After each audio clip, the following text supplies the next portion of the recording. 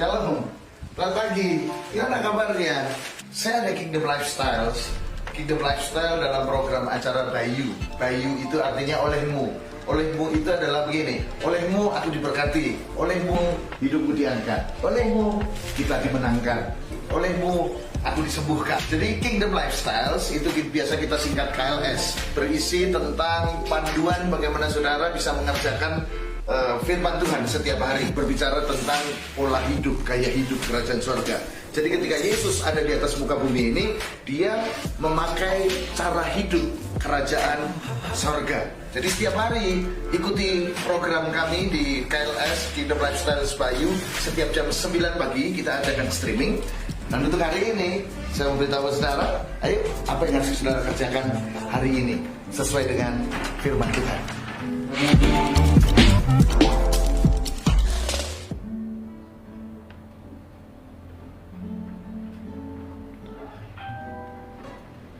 Shalom, saudara. Apa yang ingin saya beritakan buat saudara hari ini adalah sesuatu yang saya nggak penting, karena begini, seringkali dalam hidup kita berdoa dan tidak terjawab. Dan padahal semua yang kita doakan adalah sesuatu yang kita sudah kita kalkulasi dan kita semua hitung, dan itu benar. Makanya kita berani berdoa kepada Tuhan. Tetapi justru yang terjadi adalah tidak seperti yang kita doakan. Sama dengan bacaan kita hari ini, kalau dalam kitab Habakuk pasal yang pertama dan ketiga, dan kemudian kitab Yohanes pasal yang ke-8.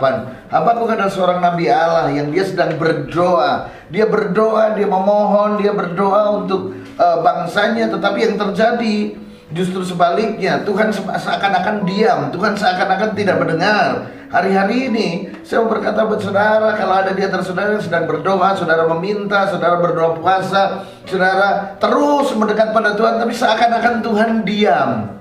Ini dia, seakan-akan Tuhan tidak ada, seakan-akan entah Tuhan pergi kemana, begitu. Nggak ada jawaban, nggak ada sebuah tanda, bahkan nggak ada sebuah penghiburan kecil yang saya katakan. Seringkali mungkin jawaban Tuhan nggak ada, tetapi ada penghiburan kecil yang bisa menghibur kita. Seringkali nggak ada. Dan kehidupan kita seakan-akan semakin kering dan semakin kering. Nah, mari saya beritahu kepada saudara, ada saat-saat Tuhan mengizinkan hal ini terjadi dalam hidup kita. Bukan berarti Tuhan tidak peduli dengan saudara, bukan berarti Tuhan meninggalkan saudara, bukan, saudara. Makanya dalam kondisi seperti itu sampai Habakuk berkata bahwa orang benar hidup karena percaya. Habakuk ini dia, mari kita lihat. Habakuk pasal yang kedua ayat keempat, saya bacakan buat saudara. Sesungguhnya orang yang membusungkan dada tidak lurus hatinya, berbicara tentang orang sombong. Tetapi orang yang benar itu akan hidup oleh percayanya. Orang yang benar akan hidup oleh percayanya. Sampai Habakuk bisa berkata seperti itu, karena apa? Yang dia lihat tidak sesuai dengan semua apa yang dia ketahui tentang Tuhan, apa yang dia kenal tentang Tuhan. Nggak ada sesuatu yang sama. Ini dia. Nah, seringkali dalam kondisi-kondisi yang seperti ini kalau kita tidak berhati-hati, itu membuat iman kita menjadi tawar. Kita menjadi tawar hati. Kita kehilangan apa? Mungkin kita tetap percaya Tuhan, kita tetap percaya Dia adalah Tuhan, tetapi trust yang ada dalam hati kita seringkali kita menjadi luntur. Ini yang saya seringkali bilang. Seringkali iman kita menjadi menyusut. Ini dia. Bukan imannya nggak ada, bukan imannya hilang, tapi menyusut, gitu kan? Yang seharusnya besar, tapi menyusut. Jadi nggak ada kuasanya. Saya ajak saudara coba lihat dulu dalam kitab Yohanes pasal yang ke-8.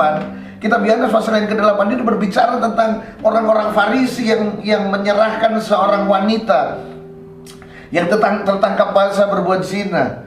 Ini dia, orang-orang Farisi mengatakan apa yang harus dikerjakan oleh orang ini. Tetapi Yesus berkata bahwa barang siapa tidak pernah melakukan dosa, tidak pernah berbuat dosa, hendaklah dia yang pertama kali melempari batu perempuan ini, dan semua orang pergi meninggalkan dia. Ini dia. Kenapa orang Farisi begitu beraninya melempar wanita ini di depan Yesus, lalu berkata, apa yang harus kita perbuat untuk wanita yang tertangkap basah berbuat zina ini? Kenapa orang-orang itu berani bersikap seperti itu? Karena apa? Karena memang pada waktu itu seorang wanita siapapun yang tertangkap dalam perbuatan zina, dia harus dilempari batu sampai mati. Artinya ada dasarnya. Mereka ada dasarnya membawa wanita itu di hadapan Yesus, dan mereka benar secara adat, secara hukum, secara komunitas, secara apapun mereka di pihak yang benar. Nah ini mari saya beritahu saudara, seringkali, nah ini dia, seringkali ketika kita merasa benar, kita sudah berhitung, bahkan ketika semua tindakan-tindakan kita adalah tindakan yang benar, maka kita berani meminta kepada Tuhan. Bahkan kita berani berseru-seru kepada Tuhan. Ini dia. Bahkan kita lebih berani lagi apabila kita secara dihitung, secara pelayanan, secara hati, kita semua benar di hadapan Tuhan, maka kita lebih berani lagi. Tetapi seringkali tidak terjadi sesuatu. Kenapa? Dan kita lalu protes kepada Tuhan, bukankah ini benar, bukankah ini benar, bukankah ini benar. Lalu kenapa tidak terjadi? Sama seperti Habakuk, dia sempat bertanya, kenapa Tuhan diam saja? Makanya sampai-sampai Habakuk berkata seperti itu tadi, bahwa orang benar hidup karena percayanya. Artinya, ya udah saya percaya aja deh. Mari saya beritahu saudara, seringkali dalam hidup kita diajak Tuhan kepada fase yang seperti ini. Percaya saja, percaya saja, percaya pasti kita menang. Percaya saja, percaya saja. Seringkali kita diajak Tuhan kepada kalimat itu, percaya saja. Only believe. Percaya saja. Amin. Amin. Bukan doa yang bertalu-talu, bukan doa yang berseru-seru, tetapi yang diinginkan Tuhan adalah percaya saja. Haleluya. Sebab mari saya beritahu buat saudara, bahwa jalan Tuhan itu lebih tinggi dari jalan kita. Ketika sebuah orang menghadapkan wanita yang tertangkap basah berbuat zina di hadapan Yesus, dan memang kebenaran hukum, baik hukum adat, baik hukum Taurat, baik semuanya memang mengharuskan wanita ini dihukum. Tetapi Tuhan sedang menyodorkan sebuah jalan Tuhan. Hari ini saya berkata kepada saudara, Tuhan sedang menyodorkan jalan Tuhan kepada saudara. Apabila saudara dalam posisi yang seperti ini, hidup saudara benar, dan semua perhitungan saudara benar, saudara juga berhitung hati nurani saudara benar, makanya saudara berani meminta. Tetapi yang terjadi justru sebaliknya. Saya berkata kepada saudara, Tuhan sedang menyodorkan jalan Tuhan. Jalan Tuhan itu lebih tinggi daripada jalan saudara. Ketika orang-orang ini menyodorkan wanita ini harusnya dihukum, Tuhan sedang menunjukkan pribadinya. Hei, cara penyelesaianku bukan seperti itu. Cara penyelesaianku adalah go and sin no more. Pergi dan jangan berbuat dosa lagi. Itu penyelesaian Tuhan. Penyelesaian waktu itu hukum kebenaran, hukum adat, hukum Taurat, penyelesaiannya rajam sampai mati, hukum layak dihukum. Tetapi penyelesaian Tuhan, go and sin no more. Pergi dan jangan berbuat dosa lagi. Hari ini saya berkata kepada saudara, saya yakin 1000%. Semua doa-doa yang saudara naikkan, kerinduan saudara yang saudara katakan kepada Tuhan, yang saudara curahkan dalam doa puasa saudara, dalam doa-doa intim saudara dengan Tuhan, dan itu belum terjawab, Tuhan seakan-akan diam saja. Saya yakin 10% bahwa kenapa saudara begitu? Karena saudara merasa itu doa yang paling benar. Karena saudara merasa itu doa yang benar, bukan yang paling benar. Artinya itu saudara sudah benar lah, makanya saudara yakin. Dan memang memang begitu. Kalau cara dunia, cara kita, oke, memang begitu. Tapi Tuhan punya jalan lain, yaitu jalan yang lebih tinggi.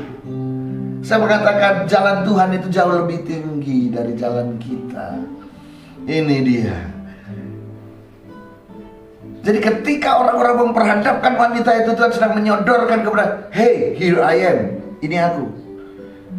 Jadi hari-hari ini saudara mengalami pengalaman-pengalaman yang baru saja saya katakan tadi. Tuhan sedang menunjukkan pribadinya kepada saudara. Kalau Tuhan melakukan apa yang saudara inginkan, Tuhan melakukan apa yang saudara doakan, maka Saudara tidak akan pernah mengenal jalan Tuhan yang lebih tinggi. Saudara hanya mengenal jalan-jalan manusia. Saudara mengenal jalan-jalan dunia, jalan-jalan keluar yang biasa terjadi. Tetapi ketika Tuhan tidak memberikan itu kepada saudara, Tuhan sedang memberikan apa? Jalan yang lebih tinggi. Dan saudara akan mengerti dan memberikan pengenalan yang lebih lagi kepada Tuhan. Ini dia orang-orang Farisi yang melemparkan wanita itu di depan Yesus. Mereka mundur satu persatu dan mereka meninggalkan karena mereka kecewa pastinya. Karena rupanya Yesus menyodorkan jalan yang lebih tinggi. Ini dia. Hari ini saya mau berkata kepada saudara, nggak usah bertanya mengapa. Dan jangan sampai saudara kecewa dan tawar hati dengan Tuhan. Karena Tuhan sedang menawarkan sebuah jalan yang lebih tinggi. Tuhan sedang menawarkan jalan Tuhan kepada saudara. Tuhan sedang menunjukkan pribadinya. Tuhan sedang berkata, saya mewakili Tuhan sebagai hamba Tuhan. Saya berkata, Tuhan sedang berkata kepada saudara, bukan itu caraku nak. Aku punya cara yang lebih hebat dari itu. Amin. Amin. Ini dia. Yang jelas hari ini jangan luntur iman percaya saudara. Jangan sampai iman saudara menjadi padam dan menyusut. Tetapi percayalah kepada Tuhan. Percaya Tuhan itu bukan hanya sekedar percaya dia masuk surga, percaya dia, enggak. Tapi mempercayai dia juga termasuk cara-caranya, jalan-jalannya yang mungkin tidak sesuai dengan cara kita, jalan saudara. Tetapi biarlah dia menunjukkan pribadinya dengan cara-caranya dan jalan-jalannya. Amin saudara. Jalan Tuhan jauh lebih tinggi dari jalan saudara. Rancangan Tuhan jauh lebih indah dari rancangan saudara. Kingdom Lifestyles today. Tuhan Yesus memberkati saudara.